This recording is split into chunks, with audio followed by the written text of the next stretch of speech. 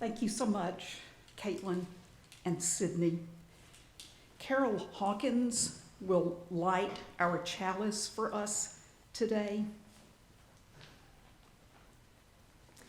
As we kindle this flame, may it spark in each of us connection and commitment to this living tradition and to each other. For our call to worship, we welcome Caitlin and Sydney again.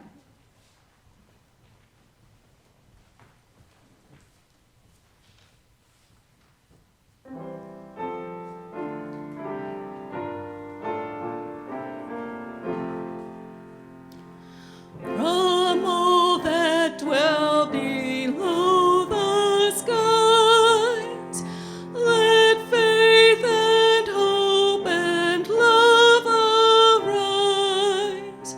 Let beauty, truth, and good be sung through every land by every tongue.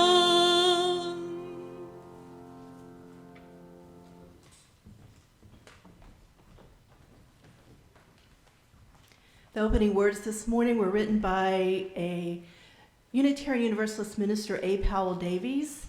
He writes, "Let me tell you why I come to church.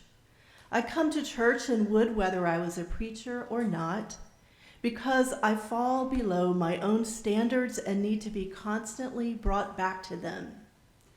I am afraid of my becoming selfish and indulgent, and my church of the free spirit, brings me back to what I want to be. I could easily despair, doubt, and dismay could overwhelm me. My church renews my courage. My church renews my hope. It is not enough that I should think about the world and its problems at the level of a newspaper report or magazine discussion. It could too soon become too low a level. I must have my conscience sharpened until it goads me to the most thorough and responsible thinking of which I am capable. I must feel again the love I owe to others. I must not only hear about it, but feel it. In church, I do. I am brought toward my best, and every way toward my best."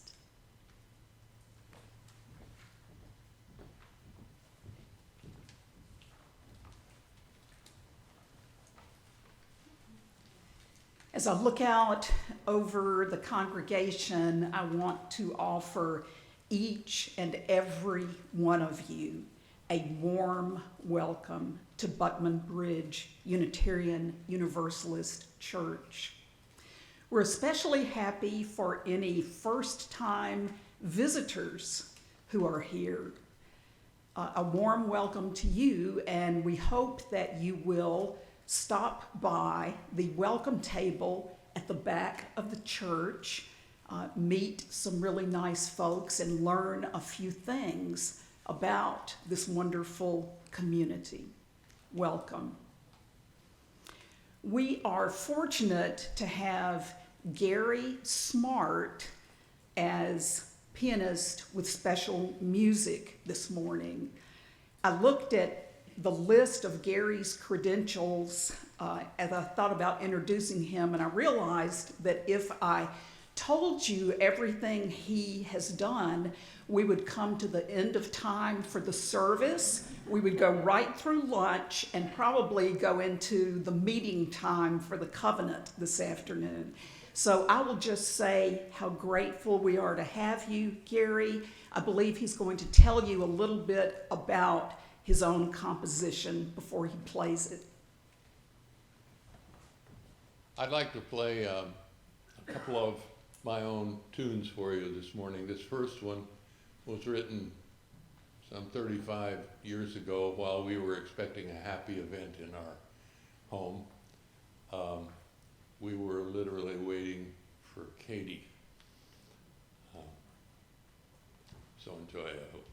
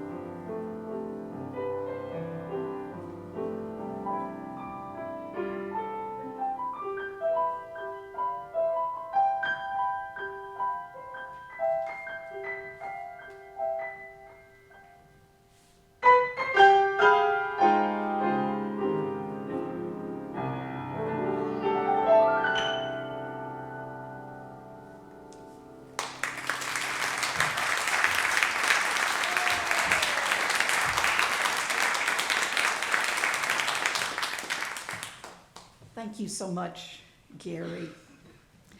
There is a verse in Scripture that I have thought of many times since we resumed in-person worship back in November. And the verse says, I was glad when they said unto me, let us go into the house of the Holy One. There are so many small joys that we experience as we're here in person again, but one of the greatest ones for me is seeing Chris Jarman and the children back in the sanctuary live. Here's Chris for Time for All Ages. Thank you, Elizabeth. Good morning. Good morning. I wonder if anybody would like to help with the Wonder Box today. And it's okay if we don't, because sometimes coming back into a space we haven't been in a long time feels uncomfortable. And sometimes we can look around and see our friends and say, it's okay. So do I have any volunteers for the Wonder Box today? All right. Myrna, will you be my volunteer? Thank you so much. Myrna's going to see what's in our box of possibilities today. The box is yours. Oh my gosh. Oh wow. Oh. What's in there, Myrna? Ooh. A scroll. Oh. I wonder what it says on it. Would you like to check? Covenant. It has the word covenant on it. Covenant. Okay. Covenant. Thank you so much, Myrna. Yeah. I want to share a story about a covenant today. Oh, oops. You're fine. There's no mistakes.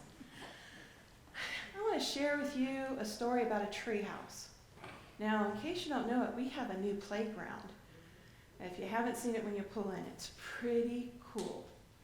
Well, this is a story about another church that built a tree house. And a whole bunch of people donated lumber, and they donated their time. And it took like 3 whole weekends, and they built the tree house. And it was the families and the older kids and adults that just wanted to help. And they made the coolest playhouse or tree house. So the kids loved it because there was a window that looked out over the fire pit and looked out over the playground. It had a rope ladder that you could tie, you could climb up, and then it had a slide that you could go down to go out. It was awesome. It was so awesome that all the kids wanted to play in it all the time. And that kind of caused a problem because the older kids like to just hang out on the deck and play games. And the younger kids, well, that was just like a what is it called? A habit-track? They'd go up the ladder and down the slide and up the ladder and down the slide. Well, one day, as it would happen, a 2nd grader ran through the game that the 5th graders were playing for the 3rd time. And guess what happened? They got mad. And there was a fight. And there was some pushing and some shoving and maybe some not nice words said. The adults were like, that's it. All the children are banned from the treehouse. Nobody can play with it until we have a policy about this. What? The kids were like, okay. So then the RE committee started meeting, and they were creating policies about how we're going to use the treehouse, the playhouse. And the minister got really concerned because people were fighting because parents were like, my kid worked on this. They get first choice. They get to play. Your kids didn't help. You didn't help, so you don't get to play in it. So there was like a division of who could play and who couldn't. What? So RE committee's making policies. The minister's getting concerned because people are fighting throughout the whole congregation about this. And she's thinking, well, maybe we'll call in a consultant from this district to help us out. And then the board of directors says we're going to have a congregational meeting and we're going to create the policy. RE's going to recommend the policy. We're going to have a policy on how to play in the playhouse. So all the adults come in, and meanwhile, the kids are like, wow, we all really like this playhouse. I wonder how we could all get back in the playhouse. And somebody says, in RE every year we make a covenant. And they're like, yeah, maybe we could make a covenant. We could decide what rules we'll have inside the playhouse. And so they sat down and they're like, what are all the things we love about the playhouse? What are the things we love to do in the playhouse? How can we share this space together and everybody gets their needs met? And so the kids wrote a covenant. This is how we promise we will be together in this space. This is how we promise to be together in company. Meanwhile, the adults are inside doing their board meeting, about to pass the policy, and they look out the window, and the children are all playing really nicely in the playhouse. And they're like, hey, Caitlin, will you go out and see what happened? Did they create rules or what? So Caitlin runs out there and she says, what's up? And the kids are like, we wrote a covenant. She goes back in and she says to the adults, they wrote a covenant. And the adults went, oh. That's when they took a deep breath. Everybody take a deep breath. And they remembered that they had a covenant. And that's one of the things that we're going to be working on again this afternoon, and that we invite you to join in with. How do we want to have our covenant? So with that, I wonder if you too can create a covenant, just like our children do for every one of their RE classes. So our story is finished for today, and I need a volunteer to lead us out without the chalice. We're still out of practice on this. And look, David even lit it for us. Thank you so much, David. Or did you turn it off? Do I have a volunteer that might like to lead the children out today? And if not, I will lead us out. And I invite, Caitlin, are you singing us out with Go Now in Peace? I'm not sure. Someone forgot to put that in the order. Oh, Caitlin's going to sing us out with Go Now in Peace. And we're going to get this back because this is part of being in community, is learning and growing and coming back together. And the children and I are going to go paint birdhouses. Guys ready?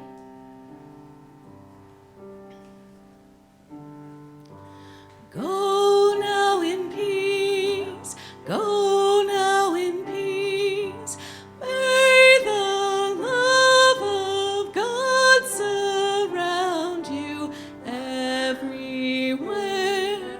everywhere you may go.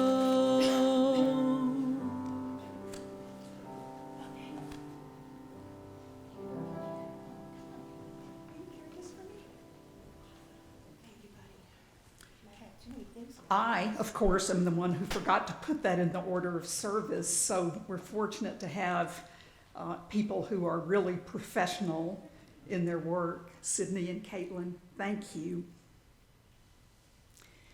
In this congregation, we share each other's joys and concerns. Our joys are a little brighter because we share them, and our sorrows and concerns are a little lighter because we all share in them together. And I would like to ask Carol to come up again and light the flames as I tell you about our shared joys and concerns. We light a flame of sorrow and concern for Texas parents Adam and Amber Briggle and their transgender child. The state of Texas is investigating the Briggle family for child abuse because Adam and Amber support and affirm their transgender child. We light a candle this morning for the people of Ukraine who are enduring the devastating loss of life, violence, instability, and upheaval due to Russia's unprovoked invasion. As the situation in Ukraine continues to unfold, there has been an outpouring of prayers and concern from Unitarian Universalists expressing heartfelt unity around this growing human rights tragedy. UUA President Susan Frederick Gray says, "Our UU faith calls us to remain committed to justice, and we believe we have a moral responsibility to support the creation of peace and the equal rights of all people." Russia's invasion of Ukraine is a stark reminder that human rights are fundamentally linked to our independence, just as Reverend Susan Frederick Gray's quote tells us. Over the past weeks, while we have seen tremendous acts of courage and generosity by and towards the people of Ukraine, we have also seen the worst of human behavior. The scope of this humanitarian crisis is staggering.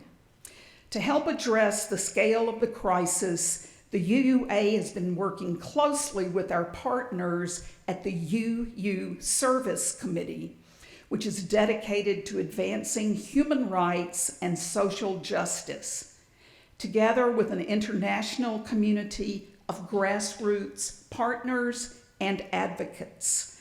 They have created an emergency relief fund to support Ukraine, and we are committed to amplifying their voice and their humanitarian work. Please see the insert in your order of service for information on how to contribute to this Ukraine Emergency Relief Fund. David Dean, on behalf of the worship team, submitted this joy. This is a huge joy for our congregation. It was exactly 2 years ago today that the decision was made to close our sanctuary.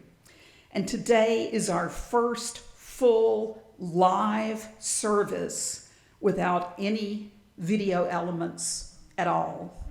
Yay.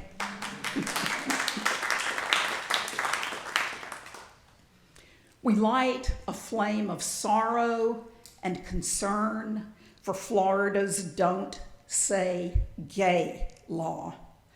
The Florida legislature has passed, and Florida's governor will sign the Don't Say Gay law. By doing so, the state of Florida has made hatred of LGBTQ plus people its rule of law. The Don't Say Gay law requires schools to out gay and transgender students to their parents, even if the student came to a teacher or counselor in confidence in search of help, support, and guidance.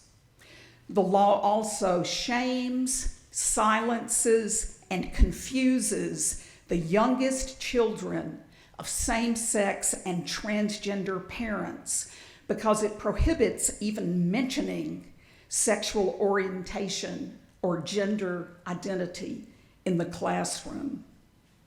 Because our government is legislating hate, I have a message for the LGBTQ plus members of our community. I'm on your side.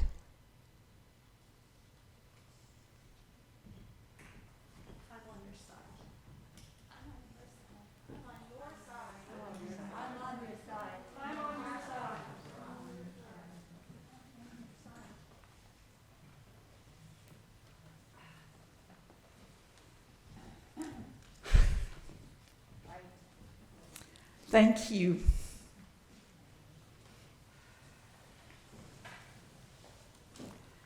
And we light a final flame for those joys and concerns, sometimes the most heartfelt ones, which remain unspoken in our hearts. Again, we have Gary.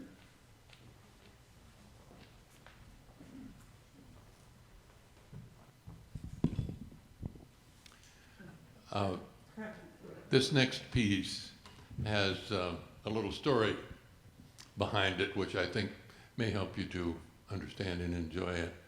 It's about where it came from. About, 30 years ago, my family and I were living in Japan. And we were working here, Marilyn and I. And we had 2 little daughters with us. We had a Japanese language tutor. We got to know her very well, Miss Suzaki. Miss Suzaki was sensitive, rather formal, a bit withdrawn at first. She was also brilliant and well educated. She lived alone with her mother. We got to become pretty close after a while. We were there 3 years. And one day, just out of the blue, she asked me the unexpected question, "Do you believe in an afterlife?"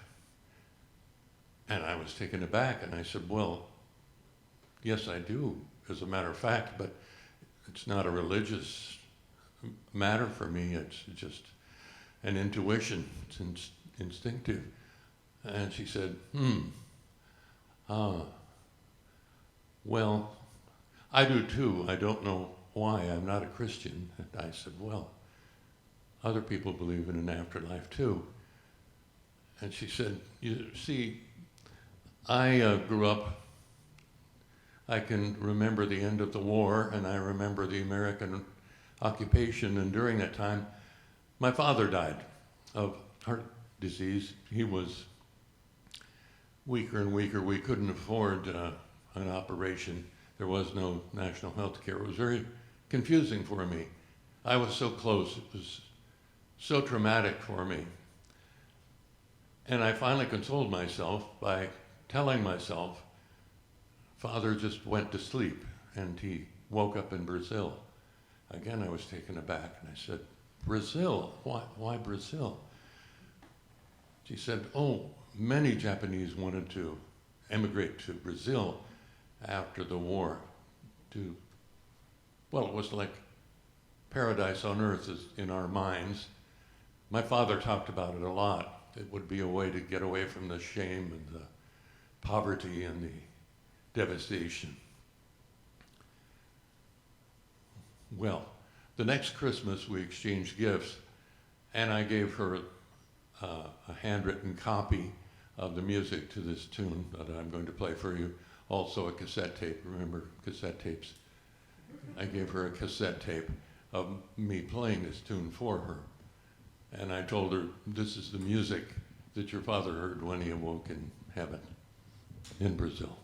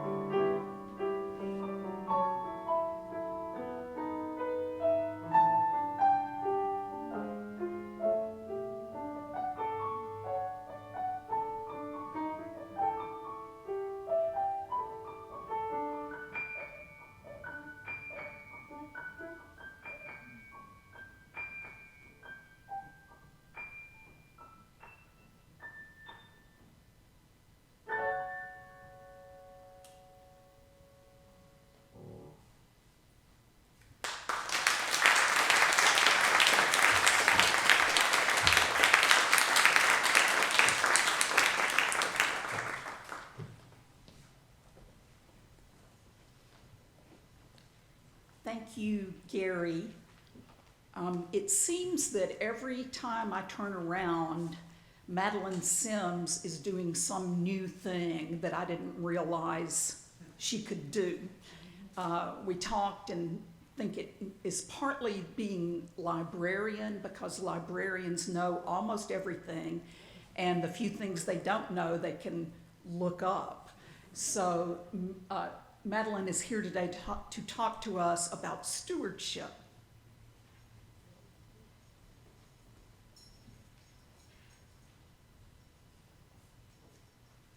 All right, good morning. I was asked to just talk for a couple of minutes about what this church community means to me, and why I, as Elizabeth mentioned, kind of give so much of myself and my time to it. So I first walked through the doors of BBUUC on a Wednesday evening in January 2013.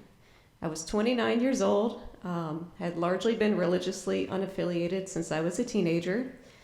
A cradle Catholic, I really had no interest in organized religion for a long time. When I read about Unitarian Universalism on the internet as a teen, I remember saying to myself, well, if I ever joined a church, it would be that one. It just took me a while to actually get here. I had my eyes on BBUUC when I first moved to Jacksonville in 2009, but I only entered the doors years later as part of a New Year's resolution to actually finally come here and check it out, and I've never left. I never could have imagined that I became as involved with the church as I did. Yes, there has been a lot of work, but there has been an equal amount of rewards. The 2 years I served as a board member taught me so much about leadership, about tough decisions that have to be taken. I definitely learned how to handle criticism and navigate any rough waters that we go through. My time as a member of the Healthy Congregation team has also been very rewarding and meaningful.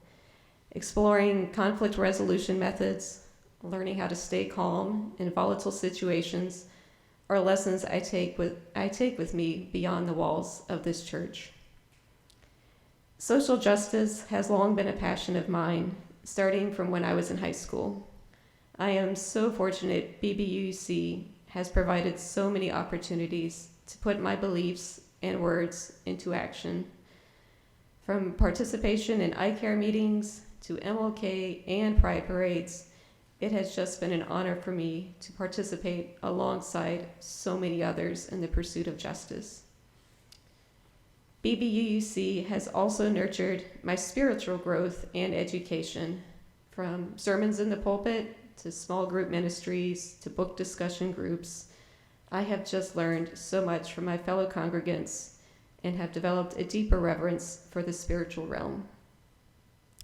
And even on mornings like this, when it's really cold and it's been windy and raining the last few days, I still leave my warm house and I still make it a point to get here to be with my community. This community has supported me during times of loss and has nurtured me as a person, leader, and searcher. I value all of the people here and the sense of place and belonging I feel each week. I am forever grateful for being part of this church, and thank you for allowing me to be here.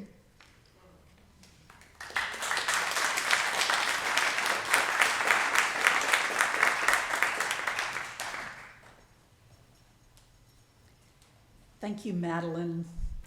We have come to the time in our service for the offering. I just want to mention a couple of things. We will pass the plate today, and I believe there are also collection boxes at the back if you're more comfortable giving that way. I also would like to mention that if you have not had a chance to complete your pledge card yet, online or in writing, there are some old-fashioned hard copy pledge cards back there and a box to put them in if that's how you would prefer to do things. I have found it to be a great joy, like Madeline, and I imagine like all of you, to give to this church, and I invite you to participate in that joy today. The ushers will come forward to collect the offering.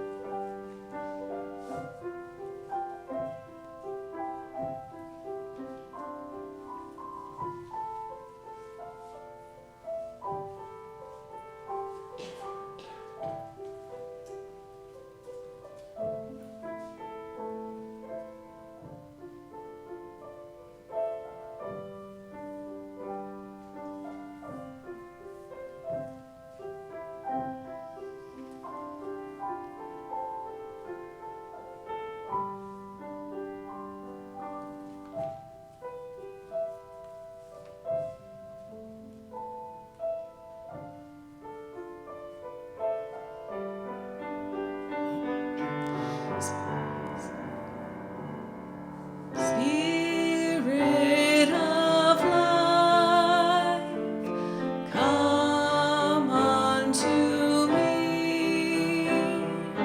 Sing in my heart all the stirrings of compassion.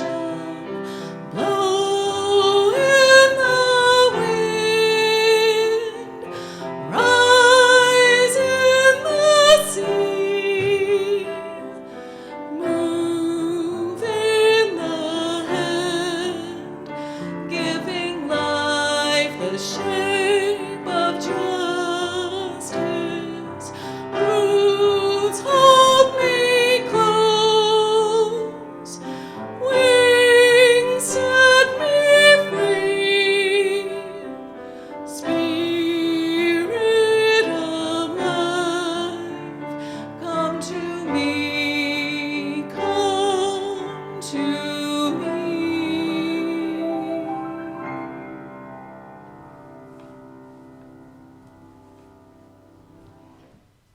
Those of you who are as old as I am may remember how Captain Kangaroo would always say about Mr. Blue Jeans that he had more talent in that little finger than most people have in their whole bodies. And Sydney, Caitlin, Gary, everyone who has shared with us this morning displays that same characteristic.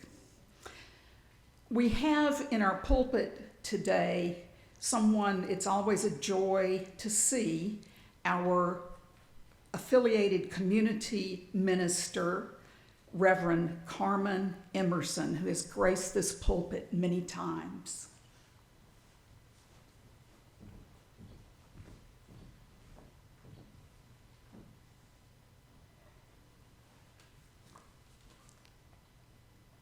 Good morning. It's so good to be with you live and in person. So as a chaplain, I am trained to get to the heart of the matter when talking with patients and families, because often time is of the essence, and we learn to help people quickly peel back the layers to get to the heart of the thing that is on their mind and their heart as they navigate meaningful landscapes and seasons of life. I think we are navigating a meaningful landscape and season of life together now as a congregation learning to adapt to life in a continuing pandemic. We've been companions on a journey of disequilibrium for over 2 years. Landing at a place of equilibrium for a while sounds so good, doesn't it? When I hear people say, I can't wait to get back to normal, I think this is what they're expressing. I think this is what they're yearning for, returning to the predictable, familiar patterns of behavior where we don't have to work quite so hard, are not challenged by daily inconveniences, small and large, can take for granted that the good people we are and know will obviously make choices that not only keep themselves safe, but also protect the most vulnerable among us. We've learned a lot about ourselves over the past 2 years, haven't we? About who we are, what we're willing to tolerate or not. About our capacities for inconvenience, discomfort, and grief. Grief. I think we have also remembered at deep, deep levels the human necessity of connecting face to face with people we trust and care about. That's why we're so happy to be together here this morning. And even though I would also like to be at that place of rest between those states of disequilibrium, psychologist Robert Kegan calls that of truce.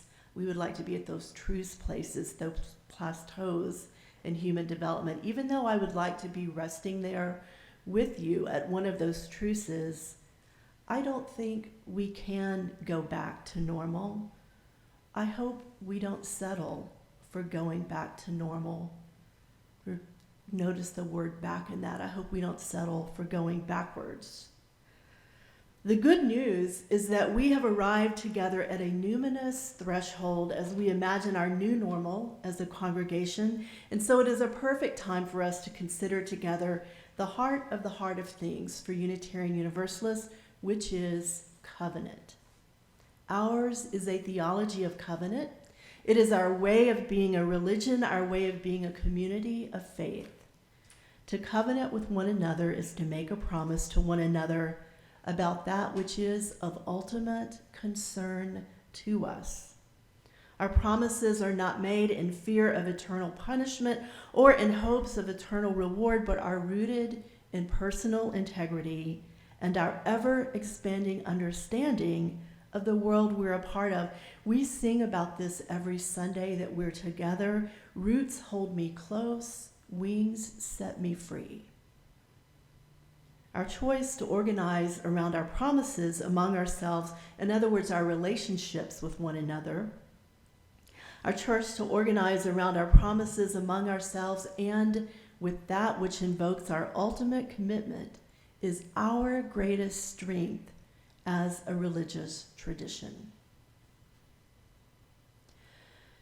Now, I admit covenant can be confusing for people who come to Unitarian Universalism from creedal traditions. Perhaps you came from one of those where you recited the Apostles' Creed or the Nicene Creed every Sunday during the service. My husband and I were talking about this, and my grand atheist who's been out of the church of his childhood for years and years could still immediately begin to recite the Apostles' Creed. Like that goes deep into people. If any of you have that, maybe you can do that too. Covenant is also confusing for people who come from doctrinal traditions, and by that I mean people who have traditions that have a required confession of faith or an agreed upon set of unquestioned beliefs, such as the doctrine of the Trinity, the doctrine of salvation, the doctrine of biblical inerrancy. Creeds and doctrines are established by hierarchical councils that hand down enforceable religious edicts that congregations and the faithful are required to follow. Covenants are created from within each and every UU congregation. No one hands them down to us and threatens enforcement. They emerge from within us. And we keep them not by threat or by enforcement, but by our integrity. To be in covenant with one another is to make a promise to one another that is as good as your word. And because we as human beings are promise-making, promise-keeping, promise-breaking, promise-renewing creatures, accountability must be inherent in our covenants. Covenantal accountability is not punitive. We don't need to fear that word accountability. Covenantal accountability is inherent in spiritual maturity and in healthy relationships. It's about a commitment to reconciliation and restoration of right relationship with one another when we lose our way, and we do, and we will. Because Unitarian Universalism is a relational covenantal faith with no required creed or doctrine for belonging, it can mistakenly be communicated as, hey, come on over to that UU church, you can believe anything you want to believe there. Come on over, believe anything you want to believe. Actually, that is so not true, so please do not ever make that a part of your invitation to anyone. To say that you can believe anything you want here is to say that there is nothing worth taking risks for, nothing worth changing for. And that's not what church is. That may be what a well-intentioned social club is. That may be what a lecture hall full of lively debates is, but that's not what a church is.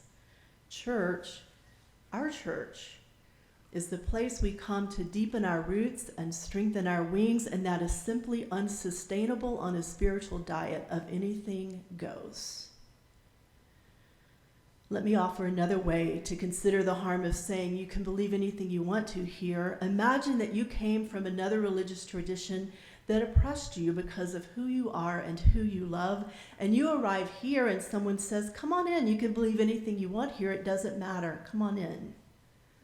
The hollowness of that message is who you are here is not opposed, but neither is it affirmed. I'm reminded of the words I once heard Elie Wiesel speak. We must take sides. We must take sides. Neutrality helps the oppressor, never the victim. Silence encourages the tormentor, never the tormented. Now, I know us well, and I know that there's someone in this sanctuary already mentally formulating an argument that acceptance is of utmost importance to us.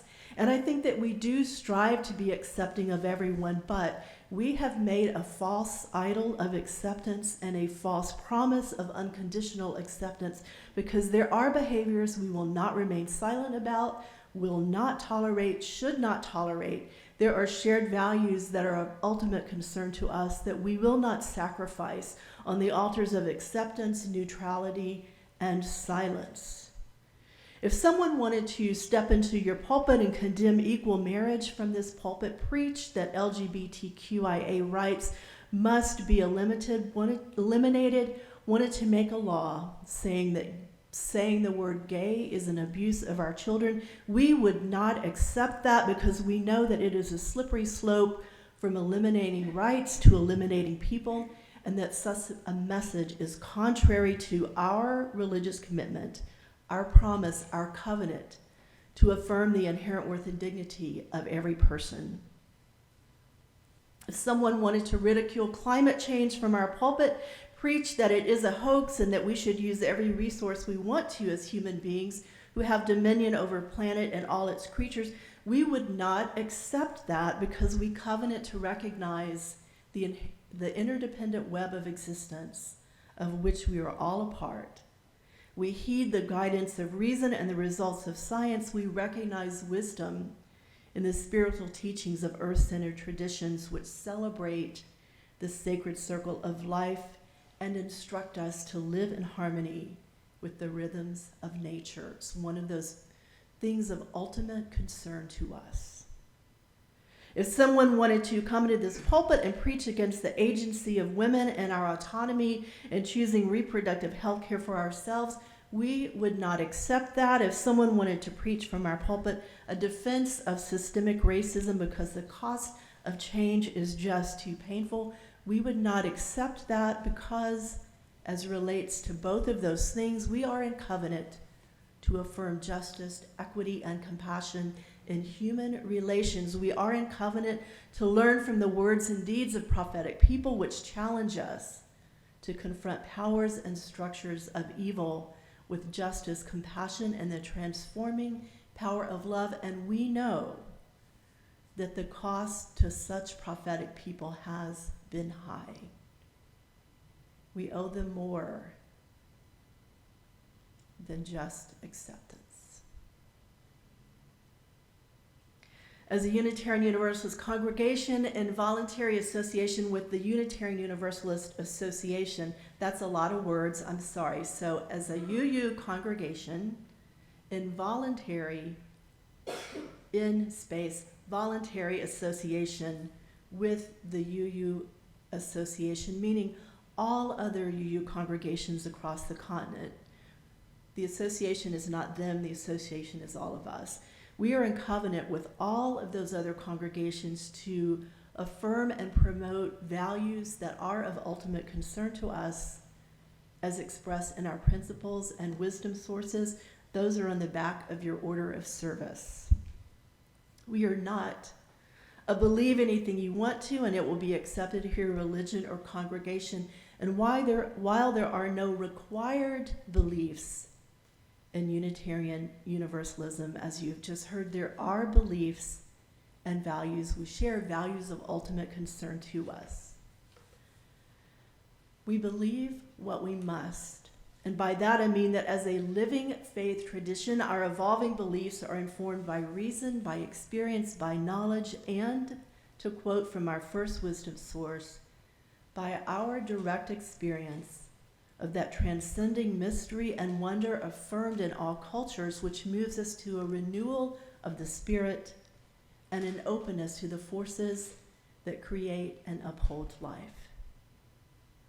As a religious community, we share core values of head and heart as expressed by the ethics of our principles and the wisdom of our sources, and our congregational covenant, the promises we make to one another about being a Unitarian Universalist congregation, will be reflective of those principles and sources.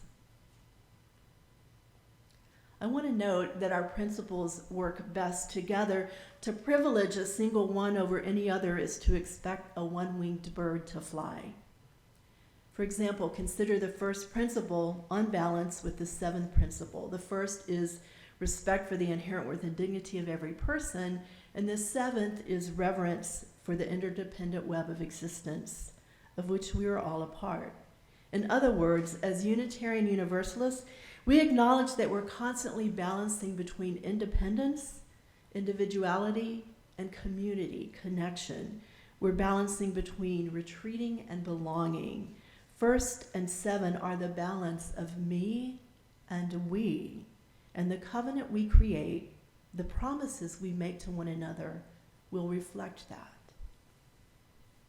Now, I've talked about the first and seventh principle. Just for fun, I'm going to add in the third and fourth. Our third principle is acceptance of one another. There's the word we love, acceptance, but there's an and it's a big old and. Here's the whole principle. Acceptance of one another and encouragement to spiritual growth in our congregations. Again, let's also add in our fourth principle, a free and responsible search for truth and meaning. Notice the big and in that sentence too, a free and responsible search for truth and meaning. These words are part of the ethical values we share and practice: acceptance and encouragement, free and responsible. We can memorize and recite our principles, and I encourage you to do that if that is your style, and if you'd like to do that, it's worth knowing more than one or two of them. But I also encourage you to weave them into a narrative that is meaningful for you, a self-affirming statement of values, ethics, and wisdom that your UU religion offers you as you move in and through the world. A statement that becomes a meaningful invitation, irresistible for people like Madeline looking for a religious community that offers and expects so much more than a believe anything you want to headline. So here's an example of how I weave together the values of our first, third, fourth, and seventh principles. Listen for those within this little narrative. I bring all that I am to this faith community, committing to become my best self in the company of those I trust and with whom I feel safe, because we have promised each other to do the work of our faith together in this community, in this world that needs people who believe as we do. We have promised one another to do our work with mutual respect and mutual encouragement. I know we'll make mistakes and that our ideas will bump against each other, and at times in our free and responsible search for truth and meaning, we're going to bump against each other. But I take the responsible part just as seriously as I take the free part. And I take the growth part just as seriously as I take the acceptance part, because I have promised to, and because I'm a person of integrity. I make a bigger difference in the world by being part of a trusted we. As to the values, the shared values, the ultimate concern expressed in our wisdom sources, this is all about theological hospitality. If you are not as familiar with our sources as you are with our principles, I hope that you will spend some time considering our sources too, because they are so rich and respectful and inviting.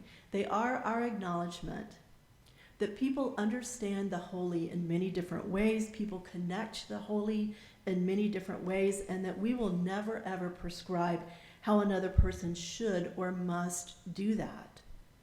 We'll only ask that as you practice or engage in the ones that are most meaningful to you, you will also respect the path that is most meaningful to other members of the congregation.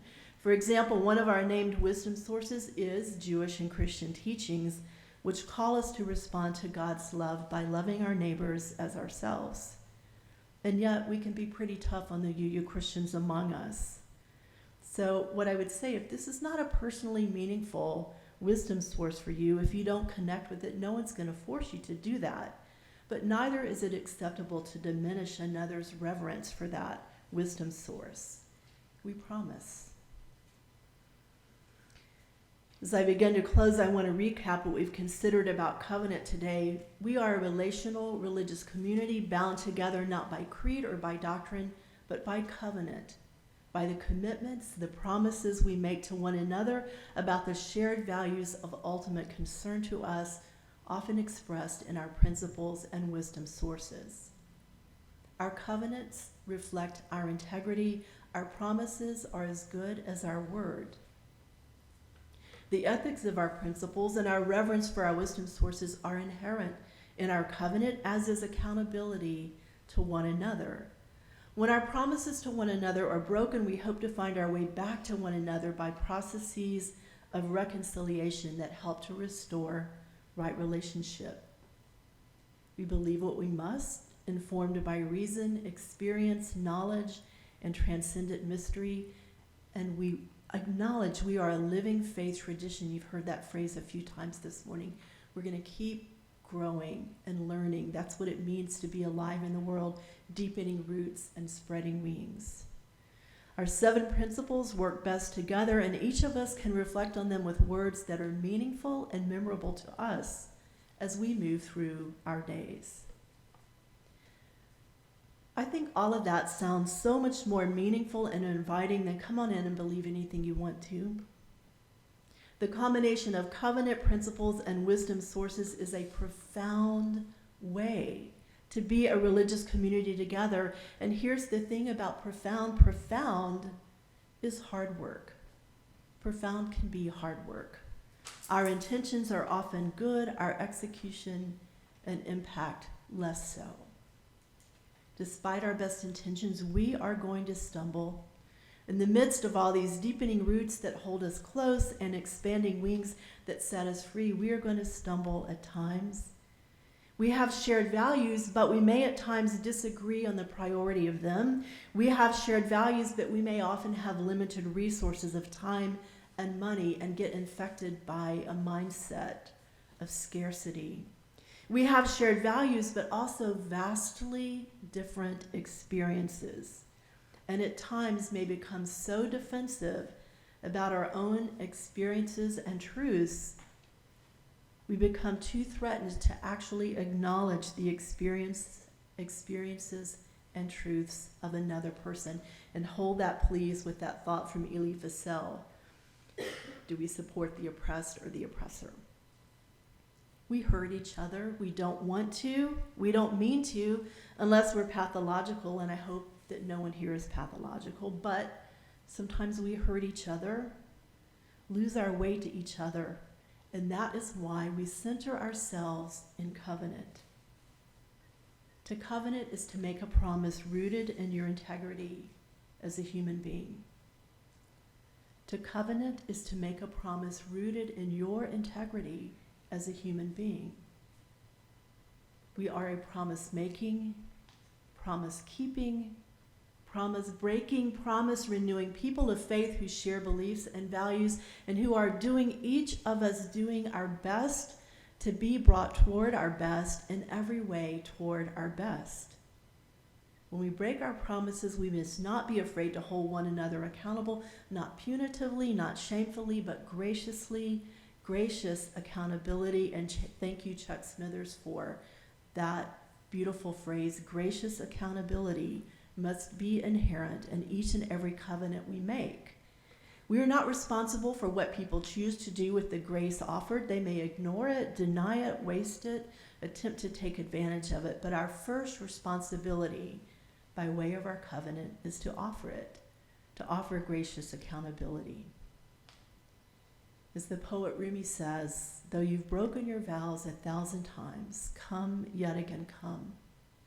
That is the beauty of covenant. Seek, grow, expand, stumble, apologize, forgive, learn, seek again. I hope that you have a better idea of covenant as the heart of the thing for Unitarian Universalists. And if you have not already done so, I hope that you'll participate in the last of our covenant sessions today after church. As Madeline mentioned, the Healthy Congregation team is working together. We've been charged by the board to help write a proposed congregational covenant based on the insights and wisdoms that we gather from you during these listening sessions. Following today's final of the 3 sessions, we're going to attempt to distill all of your wisdom and insight into a meaningful, manageable covenant, present it to the board for inclusion in our annual meeting packet. And then at our annual meeting in May, you will have the opportunity to vote on it as our new congregational covenant, such as the democratic process that is also of ultimate concern to us. That's our 5th principle, by the way. It is one more exciting step in our life together as a UU congregation at this numinous threshold of change. I'm so glad to be on the journey with you as we move toward our new normal. May it be so, and may we be so. Amen.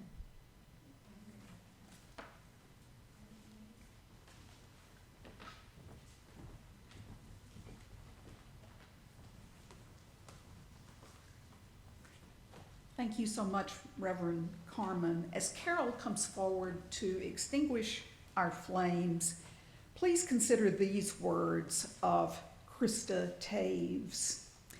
It is our work shared with each other in covenant that creates and sustains this beloved community. We extinguish this chalice, but its light lives on in the directions we have chosen today. The light of this faith lives on in us together, in our hearts, minds, bodies, and spirits. Amen, and blessed be.